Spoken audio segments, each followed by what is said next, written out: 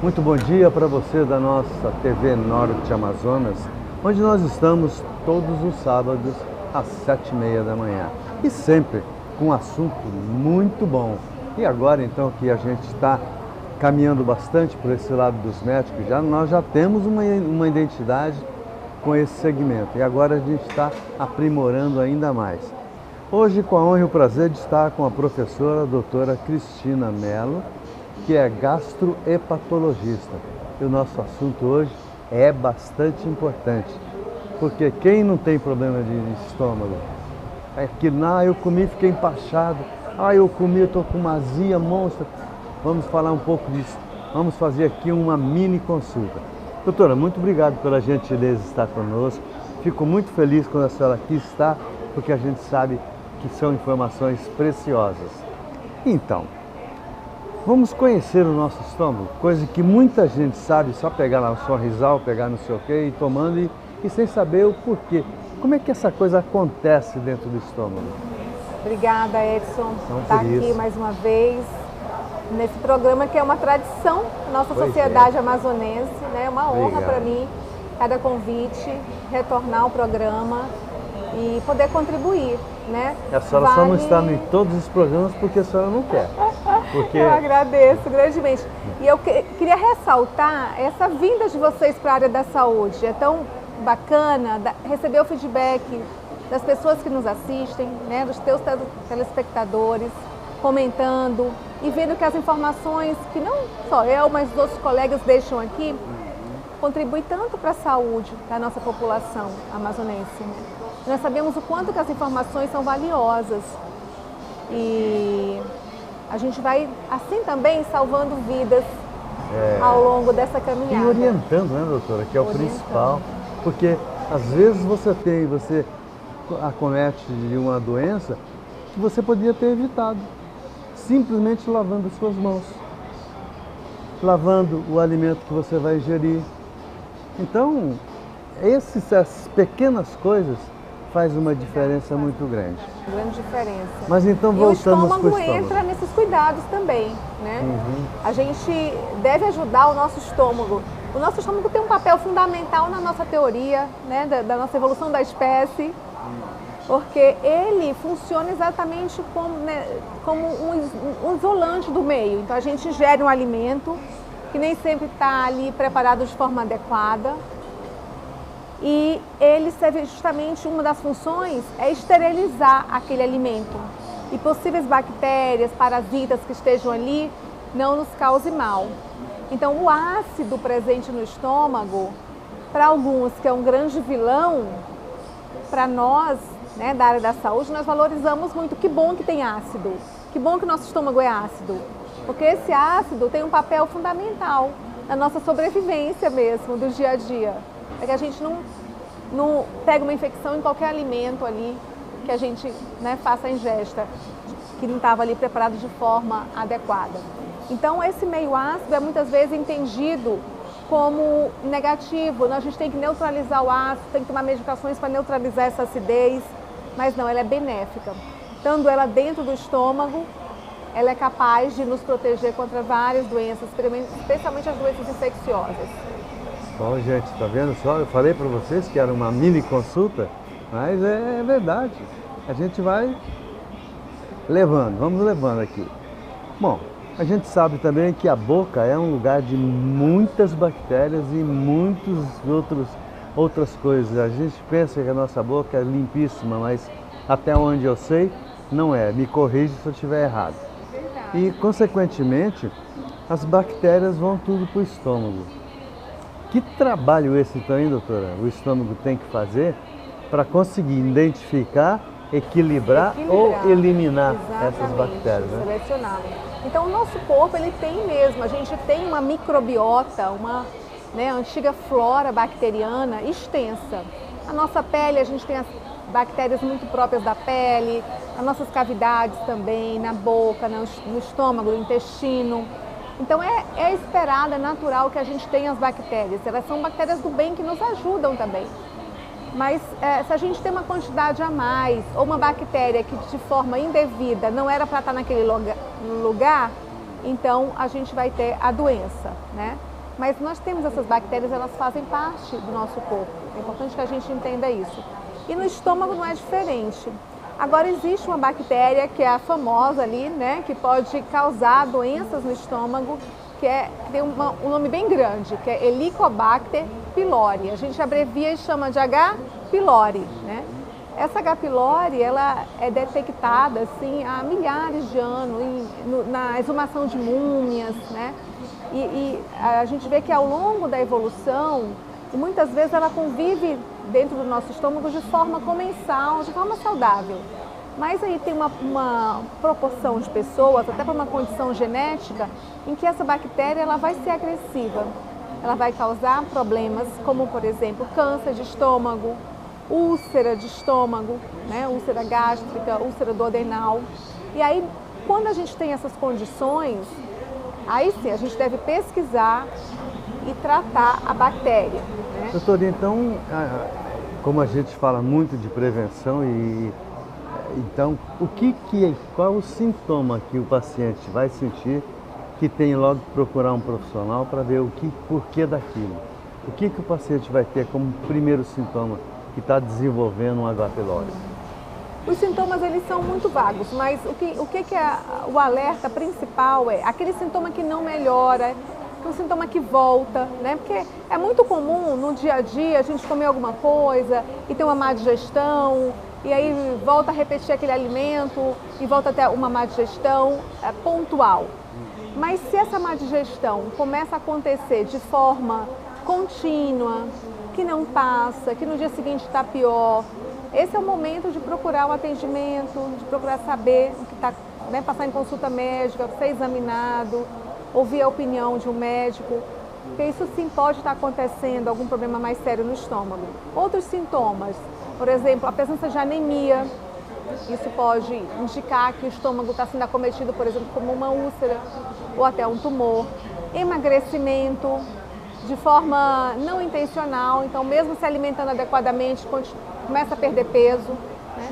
Uma dor que limita, que incomoda, uma dor que acorda, são critérios de gravidade, né? Uma dificuldade para se alimentar, então ingere, come, mas sente que ficou entalado, que não desce, isso é mesmo comum, tomando né? água. É um critério também para a gente procurar saber se tem alguma coisa diferente acontecendo no estômago. Doutor, e os parasitas, que também é outro... Às vezes a gente diz assim, eu não tenho nada disso não, mas vai ver, está infestado. Esses parasitas, eles andam mesmo na nossa cola, né?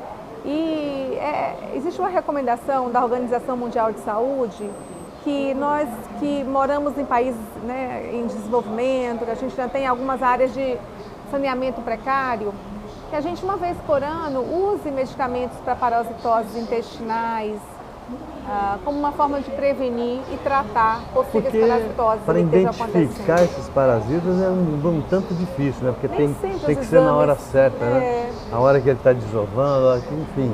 Tem todo um ciclo de vida, né? E nem sempre aquele exame feito vai pegar, vai detectar o parasita presente no intestino.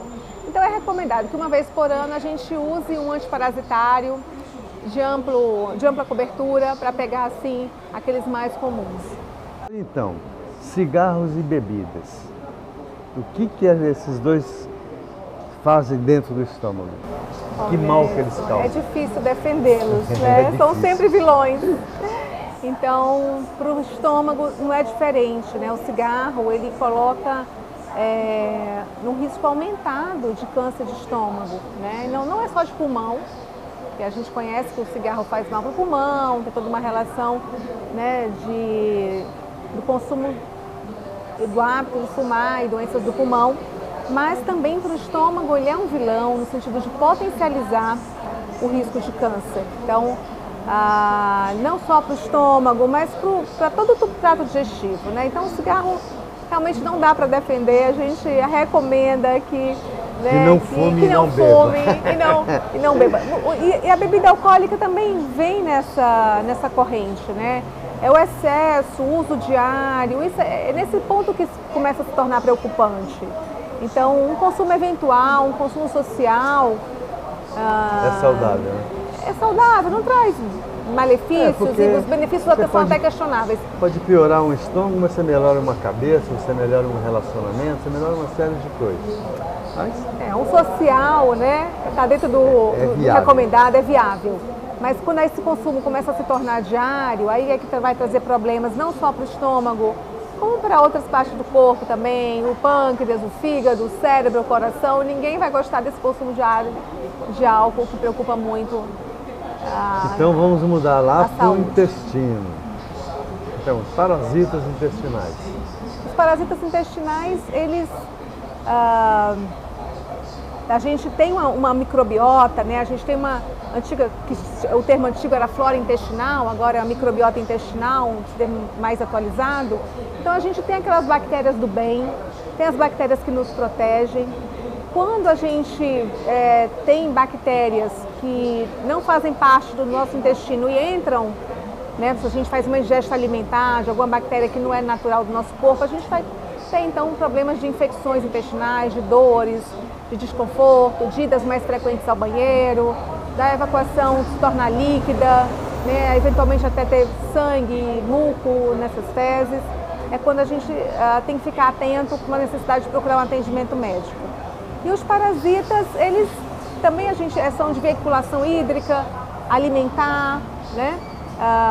Um alimento que não foi preparado de maneira adequada, de forma higiênica, a gente então pode ingerir esse alimento com parasitas ali presentes, e esses parasitas se alojam no intestino e vão dar sintomas, desconforto. Doutora, talvez seja até um pouco de ignorância da minha parte, mas eu pego muito isso. O caboclo lá do interior, que ele toma água do rio ali sem nenhum tratamento, sem nada, você vê os caboclos fortes, cheios de vida, e a gente aqui que tem todo um cuidado. Eu, por exemplo, se eu for fazer a vontade da minha mulher em casa, eu vou lavar as mãos 30, 40 vezes por dia. E vivo aqui, ó. Estou aqui com uma perna doente, estou com uma coluna ruim, não estou conseguindo subir uma escada mais, e por aí vai. O que a senhora diz? Qual a sua opinião? Eu digo que a sua esposa está certíssima. Então esse cuidado, o hábito de lavar as mãos, né, nos protege contra tantas doenças. As mulheres sempre têm razão, né? Então realmente é uma proteção que a gente tem, um hábito que a gente tem que cultivar mesmo. Lavar as mãos, se não for possível usar um álcool em gel. E a gente se protege de vírus, de uma infecção, né, uma gripe, enfim, desde infecções virais até infecções parasitárias. Agora, o caboclo que está lá na beira do rio, olha só o que ele está fazendo. Ele está andando, ele está subindo o barranco, ele está nadando no rio, ele está comendo tubérculos, ele está comendo coisas, frutas, né? As frutas, ele está comendo peixe, que é a carne branca. Então, se ele tiver um parasita, ele está no saldo, porque ele está fazendo tantas coisas, né? Que na cidade a gente fica dentro de casa, sedentário, né? A gente come muitos alimentos industrializados, a gente desembrulha muitos pacotes, e ele está lá descascando os alimentos e a gente está desembrulhando pacotes. Então, essa é a diferença do caboclo, que está lá saudável, porque tem hábitos saudáveis de vida. E nós estamos na cidade, digamos assim, né, o protótipo de estar dentro da cidade, de estar com restrição de movimento, no sentido das comodidades do transporte público, do carro, né? De ter uma vida mais, até mesmo mais sentada, mais parada, do que aquele que está no campo, que está na pesca. Então, acaba tendo esse equilíbrio e ele sai ganhando, porque tem um estilo de vida saudável. Tá vendo, gente? Eu não falei para vocês que esse programa tem a informação acima de tudo? Eu não sabia dessa história do caboclo, só porque ele come peixe, porque ele tem uma atividade física monstruosa, ele teria muito mais possibilidade de ter uma vida muito mais saudável do que a nossa, que senta aqui, levanta, dá 3 passos, senta de novo, mais 3, 4 passos, ou quando não, pega uma garrafa de uísque lá e ó, manda tudinho e assim vai. Aí eu também estou aprendendo. E isso aí é bom para vocês. Lembro vocês que a professora doutora Cristina Mello gastrohepatologia, ou seja, trata do estômago com fígado, essas coisas todas. E olha, eu vou dizer para vocês, sou paciente dela, é uma profissional de renome na nossa cidade, não só ela como o marido, o Dr. Marcos, também é um exímio cirurgião cabeça e pescoço. E olha, família muito bem estruturada e prontos para fazer o bem, fazer com que você tenha uma vida saudável também. Doutor, então, falamos dos parasitas intestinais. E as colites, que é tão falado, parece que é um negócio tão comum, tão corriqueiro, que a gente ouve falar muito. Por que disso, doutor? Me permita responder seus elogios, Edson. Obrigada, né? Pelas palavras. Elas realmente tocam meu coração. Pode ter certeza que é verdadeira. E fico lisonjeada mesmo, né? E pela oportunidade também de estar aqui, né? Pela oportunidade de ter o programa Isto é Manaus dentro da área da saúde, foi um grande ganho para nós enquanto profissionais de saúde e para a nossa sociedade, enquanto você traz, né? Procura trazer profissionais qualificados, você se preocupa com o conteúdo que mostra, de conteúdos relevantes para a nossa particularidade regional também. Então é um grande ganho para a nossa sociedade ter vocês aqui na área da saúde. A gente vai fazendo, né, a nossa parte também e a gente forma também um clãzinho que hoje eu já tive até alguns questionamentos, tipo, mas isso é a concorrência que faz, eu também não dou muita importância. Tipo, pô, Dr. Gerson Mourão não sai do seu programa? Disse não. Você sabe por que ele não sai do programa? Não, por quê? Porque o povo pede. O povo quer saber como é que evita um câncer, como é que ele trata um câncer. O povo quer saber qual é a facilidade que ele pode ter para chegar a uma consulta com um oncologista, porque ainda é difícil. Informações essenciais. Pois é. E ainda que nós temos, graças a Deus, nós temos um SUS, porque em outros países aí não tem SUS. Como que essas pessoas tratam? Não trata, se não tiver dinheiro, morreu. Então, as colites. E as colites, né? Então, as colites elas podem ser de causa infecciosa, que nós falamos há pouco, né? Parasitose, bacteriana. Podem ser também chamadas, Edson, de causas imunológicas, como quando o próprio corpo reage contra ele mesmo e causa um processo inflamatório, desconforto, gerando dores, gerando uma frequência a ida ao banheiro, né, maior, deixando as fezes amolecidas, líquidas até, com presença potencialmente de sangue e muco, tipo um catarro. Então essas são as chamadas colites. A gente tem agora na mídia um jornalista, né, colega seu, e as notícias estão muito voltadas para esse quadro de colite chamada doença de Crohn, que é uma colite crônica. A gente ainda não tem um tratamento, uma cura para o quadro da colite por Crohn. E o mecanismo não é totalmente até compreendido, mas é uma situação crônica inflamatória e, ao que tudo indica, uma condição imunológica, quando o próprio corpo reage contra ele mesmo. E vale lembrar e deixar esse alerta. Vamos falar de novo então os sintomas, doutora? Então, as colites são caracterizadas por dores abdominais relacionadas ao movimento intestinal, ao hábito intestinal, a ida ao banheiro, né? Além disso, a frequência, né, das evacuações está aumentada, o formato das fezes já não está naquele formato habitual, moldada, mas é um formato mais aquoso, mais pastoso, pode ter ainda a presença de sangue ou muco. Então, se alguém se identifica com esses sintomas, é necessário procurar um atendimento médico. Isso não deve ser considerado um intestino saudável. Ou seja, se você vai ao banheiro e você quer, pelo menos, seguramente uma vez no mês, faça num piniquinho, ou num vasozinho, num balde ou algo parecido, para você poder observar. Ou então, no próprio vaso sanitário, você pode dar uma olhada. Sempre é importante observar. Sempre é importante. Vendo informação, é isso que a gente faz para vocês. Traz uma maneira de vocês, uma coisa tão simples que é você mexer umas fezes, é a sua mesmo, para você não vai ser pedido. É importante a observação. Então, vai observando para você se livrar das colites. Não deixa a doença se instalar para depois você procurar tratamento, não. Então, aí nós falamos da colite e a diverticulite. A que é e como olha, é que isso ela é se uma dúvida tão comum, porque os divertículos, eles fazem parte da nossa evolução natural, né? É uma forma de envelhecimento do intestino, vai deixando esse intestino, vai formando pequenas saculações, pequenas herniações na parede do intestino ao longo da vida, especialmente depois de 60 anos. E muito eventualmente, né, esses divertículos podem infeccionar, podem romper, e aí dá um quadro abdominal bem mais dramático, de muita dor, de febre, que limita o movimento, que tem mesmo chegar até o hospital, né? Então os divertículos, eles são muito comuns, especialmente numa faixa etária acima dos 60 anos, mas a complicação inflamatória infecciosa, que é a diverticulite, isso já é bem mais raro. E na maioria dos casos é uma situação transitória, leve, e eventualmente pode dar um quadro abdominal pode tomar uma proporção até mais dramática, como nós já perdemos um presidente por conta, né, um presidente da República por conta de uma diverticulite. Então, é importante lembrar que tem esse quadro bastante amplo, desde uma situação bem leve, de uma leve dor, até um quadro bem dramático, que precisa passar por cirurgias, e uso de antibióticos e tudo mais. E qual é o start que tem que ter para... Bom, pode ser que eu esteja com diverticulite e vou procurar um médico. É um quadro muito semelhante às colites. As colites são todas muito parecidas, né?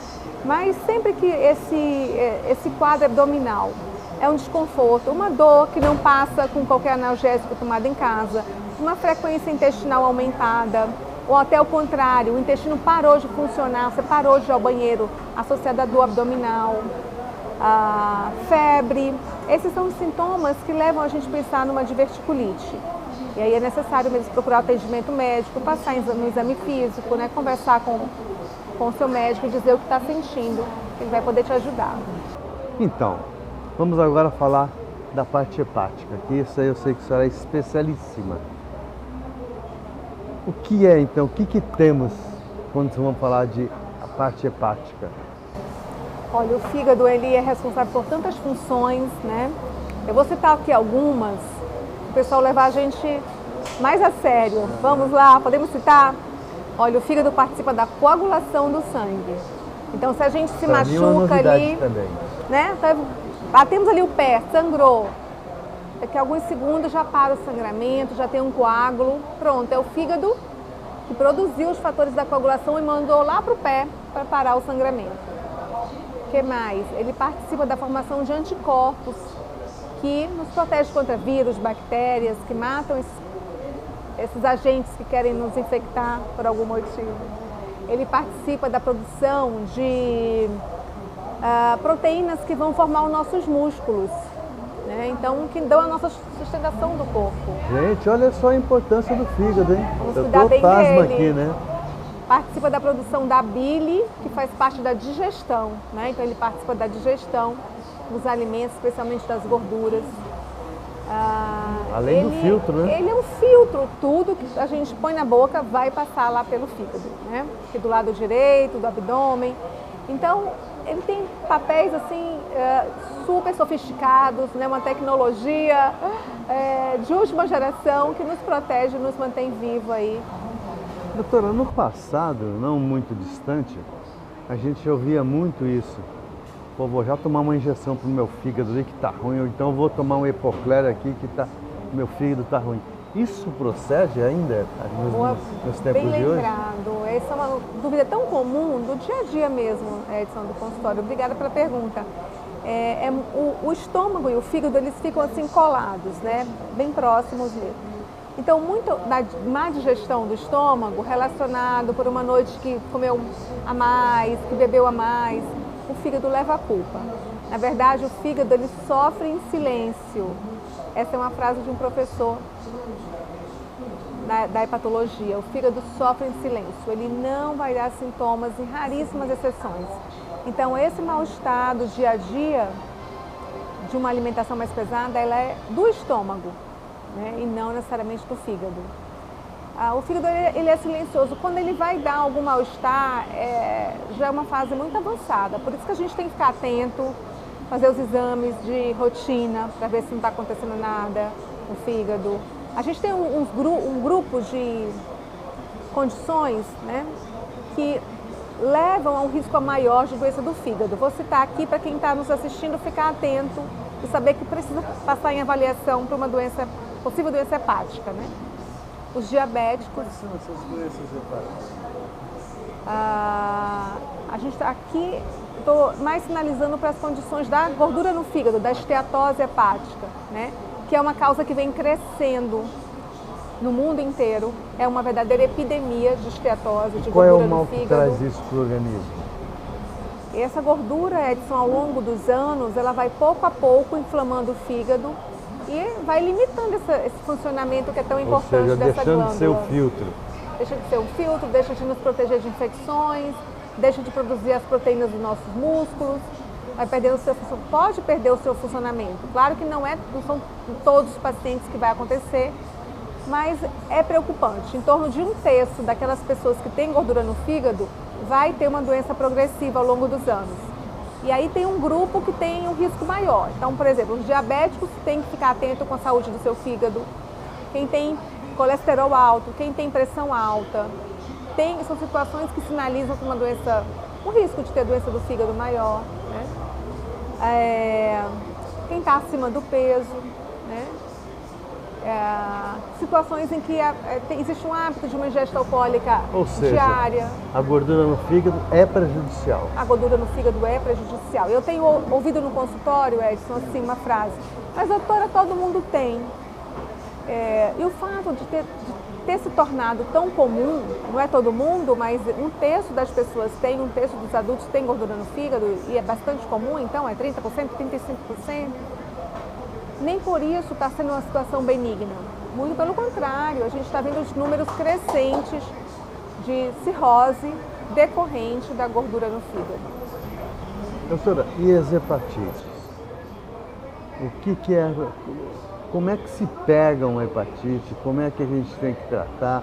Qual é o start que tem que procurar um hepatologista? As hepatites virais, né, causadas por vírus, elas são assim 5 delas, que são nomeadas A, B, C, D e E, né? São as 5 mais comuns. A hepatite A vem da água e dos alimentos contaminados por uma outra pessoa que manuseou aqueles alimentos, estava doente sem saber muitas vezes, e aí, né, coloca ali o vírus. Ou seja, através das mãos? Através das mãos, exatamente, no preparo de alimentos ou através de uma água contaminada, que não foi filtrada, que não foi fervida, e a pessoa ingere aquela água contaminada por uma outra pessoa doente da hepatite A. Então é uma doença de veiculação hídrica e alimentar. Mas essa doença tem vacina, né? Está na caderneta de vacina das crianças, a vacina contra a hepatite A. A hepatite B já é um vírus que se transmite através de secreções, através de relação sexual, através de material pérfuro cortante. E esse vírus vai se alojar no fígado e pode dar uma doença. Mas também tem vacina. Está na caderneta tanto da criança quanto do adulto. Disponível nos postos de saúde, nos postos de vacinação. Basta chegar no posto de vacinação e manifestar a vontade de vacinar. E a hepatite C ainda não tem vacina, mas tem um tratamento fantástico, comprimido, 3 meses, que promove a cura, disponível na rede pública de saúde. A senhora acha que de quando em quando o paciente deve procurar, mesmo assintomático, deve procurar um médico? Mesmo assintomático, pelo menos uma vez na vida, todos os adultos, Edson, devem fazer os testes das hepatites virais, que podem ser feitos naquele exame de sangue convencional, que é coletado aqui no braço, e pode ser feito no posto de saúde, chamado nos testes rápidos, que é um exame feito através de uma punção digital, e em 15 minutos sai o resultado. Então é recomendado que pelo menos uma vez na vida todos os adultos façam esses testes. Queria voltar um pouquinho no estômago. Quando a gente tem um mal-estar, automaticamente você vai ter uma indisposição intestinal. O que a gente tem que cuidar primeiro? Aquela coisa que você ingeriu, que é metabolizada no estômago, ou aquilo que já foi metabolizado e já foi para o intestino contaminado? Ou está complicado? Deixa eu ver se eu entendi a tua pergunta. Vamos pensar numa condição de uma infecção intestinal, né? Uma gastroenterite. Você comeu um alimento contaminado, né? Na maioria dos casos, Edson, vai ser uma situação autolimitada que o próprio organismo vai curar. Então, dura ali 1 dia, 2 dias e pronto, né? Pode ser bacteriano, pode ser viral, mas naqueles casos em que está indo para o 3º dia, para o 4º dia, muitas vezes é um nível de bactéria que o organismo não conseguiu curar sozinho, não conseguiu negativar, eliminar. E aí é necessário então entrar com suporte terapêutico, uma boa hidratação, o famoso soro caseiro, que é feito com água e açúcar e sal. Então nos hidrata e nos previne de uma doença mais grave. E muitas vezes é necessário também entrar com antibiótico. Daí a necessidade de passar uma avaliação clínica, uma consulta médica. Doutora, outra coisa, o refluxo, ele é curável isso? Porque também é uma doença muito comum nas pessoas hoje. Muito comum nos adultos. É esperado que em torno de 30% dos adultos tenham uma doença do refluxo em algum momento da vida. E aí assim, é relacionado também com nossos hábitos, nosso nível de estresse, os hábitos alimentares, então com mais condimento, mais gordura, mais refrigerante, mais fritura, você vai ter mais sintomas de refluxo. Mas hoje, 99% da nossa alimentação é industrializada. Atualmente você, olha, agora vai para ti, senhorzinho, para ti, senhorinha.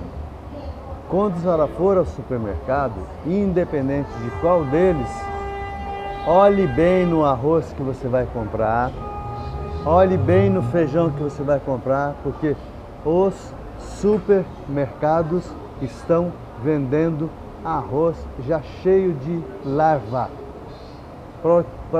Procure olhar bem, que é para evitar que vocês vão ingerir uma bactéria qualquer aí e ter problema, porque gente velha é gente velha, não tem jeito. Qualquer coisinha é motivo para isso, né? Então. Fora da validade, fora das condições principalmente, ideais, né? Então temos que cuidar melhor e evitar agora, dentro do possível, evitar as comidas industrializadas. É desembrulhar mais, desembrulhar menos e descascar mais. É isso mesmo. Doutora, a gente fica feliz, como eu já te falei uma vez, eu falo tantas quantas vezes for necessário, a gente fica feliz quando a senhora aqui está. A gente fica feliz pelo ser humano que a senhora é, porque nós somos assim meio desprovidos de valores. Eu não tenho os valores e o Samuel, nosso cinegrafista de alguns anos, sabe a maneira que a gente vive. Se com 74 anos eu não enriquei, eu não vou ficar mais rico nunca. Porque daqui para frente só é para baixo, para baixo, para baixo. Mas uma coisa eu tenho dentro de mim. Eu consigo, nesse mínimo espaço, levar algumas coisas que sempre vai de encontro das suas necessidades. Esse é o nosso propósito. Muito obrigado. Edson, obrigada mais uma vez pelas suas palavras e a oportunidade de estar aqui no teu programa. Parabenizo você, o senhor Samuel. Estou sempre recebida com tanto carinho, tanta gentileza. É sempre uma alegria participar.